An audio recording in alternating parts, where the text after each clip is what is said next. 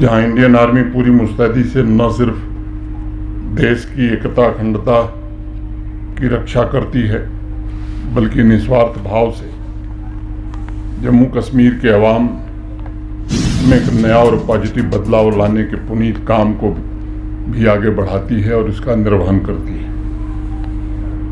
मैं सुन रहा था ध्यान से जब यहाँ के इंस्ट्रक्टर ने बताया कि लोग आना नहीं चाहते थे क्योंकि ये आर्मी का गुडविल स्कूल था। दुर्भाग्य कैसा है कि आर्मी के जवान आपकी रक्षा के लिए जान दे सकता है, लेकिन उसके द्वारा चलाए गए स्कूल में हम आना नहीं चाहते।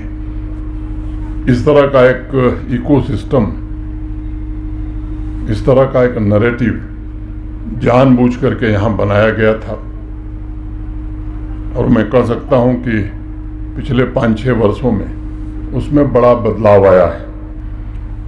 सभी महिलाओं की निरंतर हैंड होल्डिंग कैसे की जा सकती है, उन्हें आवश्यक सहयोग और मार्गदर्शन दिया जाए, इसकी कोशिश होनी चाहिए। अपनी बात पूरी करने से पहले मैं अवश्य कहना चाहूँगा कि अगर हमारी और हमारे देश की संस्कृति बची हुई है, हम में जो भी संस्कार बचे हुए हैं, तो वो नारी शक्ति की वजह से बचे हैं और इसलिए हमें अपनी सामाजिक आर्थिक व्यवस्था में महिला वर्कफोर्स को प्रमोट करके उनकी प्रगति जरूर सुनिश्चित करनी चाहिए। इसके लिए सबसे पहले हमें उनकी क्षमता और योगदान को, उनकी स्वतंत्रता, महत्वाकांक्षा और स्वाभिमान को पहचानना होगा, उन्हें खुद सम्मान देना होगा।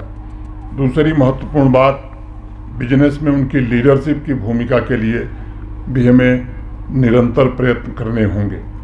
विकास की ज्वाला जलाए रखने में हमारी महिलाएं, हमारी बच्चियां पुरुषों से रत्ती भर कम नहीं हैं और इसलिए राष्ट्र निर्माण और समग्र विकास में नारी शक्ति की बराबर भागीदारी हो, इसका प्रयत्न पूरे देश में हो रहा है।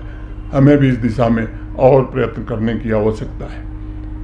महात्मा गांधी ने हरिजन पत्रिका में 5 नवंबर 1938 के अंक में एक लेख लिखा था, उसकी 2 पंक्तियां मैं उद्धृत करना चाहूँगा।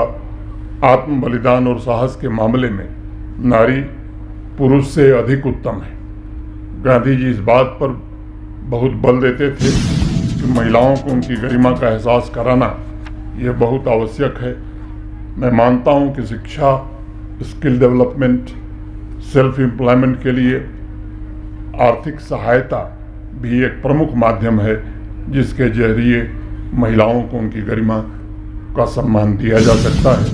उनकी क्षमता को पूरी तरह से समाज निर्माण के काम में लगाया जा सकता है। हमारी संस्कृति में तो हमारे पूर्वजों ने कहा, यत्र नार्यस्त पूज्यन्ते रमन्ते तत्र देवता। जहाँ महिलाओं की पूजा होती है, देवताओं का निवास वहीं होता है। मेरा मानना है कि जम्मू कश्मीर में विमेन लेड डेवलपमेंट आतंकवाद, ड्रग एडिक्शन और अन्य सामाजिक बुराइयों को भी जड़ से उखाड़ फेंकने में जरूर मदद करेगा और आवाम वाकई में शांति समृद्धि के लक्ष्य को प्राप्त कर सकेगा। महिलाओं को आर्थिक रूप से मजबूत बनाकर आवाम में भी नया आत्मविश्वास पैदा किया जा सकता है। आज जो 1400 से कुछ ज़्यादा बच्चियों को आपने ट्रेन किया है, मैं ईश्वर से प्रार्थना करता हूँ कि आने वाले दिनों में आप मेंटरिंग और हैंड होल्डिंग 14,000 से ज़्यादा नारियों की कर सकें। इतनी क्षमता आपको ईश्वर दे।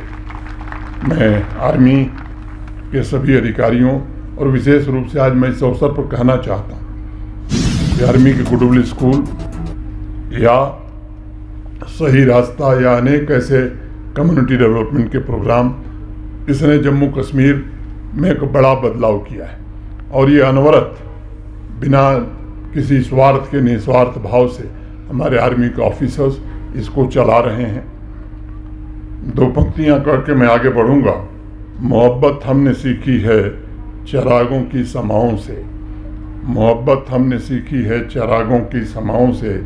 कभी तो रात आएगी, कभी तो लौ जलाओगे, कभी तो लौ जलाओगे। मैं मोनिका पाल जी